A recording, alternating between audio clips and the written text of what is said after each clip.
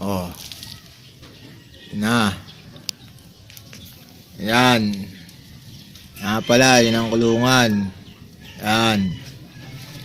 Ano yan? Parang gubat yan. Nilagyan ko maraming halaman. Para maganda tignan. Tsaka presko yung mga manok. Yan. May mga naglilimlim pa dyan. Sa kulungan na yan. May mga ilang pirasong itlog dyan. Para sa mga hybrid na kalapati ko. Mga Iraqi. O ito, tanongin natin yung isa sa mga nag-aalaga dito. Ay, nag-aalaga. Sinusod yan. Ano ba masasabi mo sa performance ng mga kalapati? Saan nyo na ba nabitaw yung mga kalapati? Pakibanggit lang. Tagig.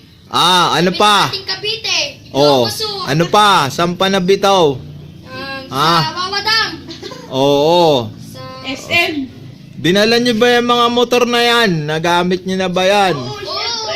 Oo. Ilang beses kayo nagbibitaw sa isang linggo? Pinakamababa. Mga 5. 5. Tumingin ka naman dito sa video. Popost ko sa YouTube to eh.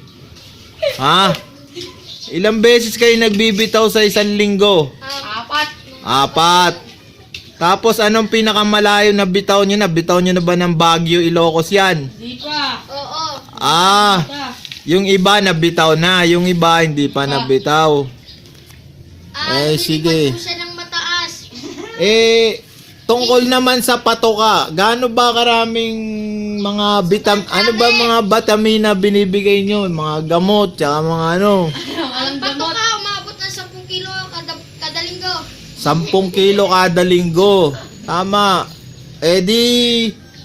Sa mga gamot naman, ano naman mga vitamins nyo? Bukod sa Betracin, tsaka ano? Anong mga gamot? Sa pangsipon. Gamot sa sipon. Yun ang uso ngayon.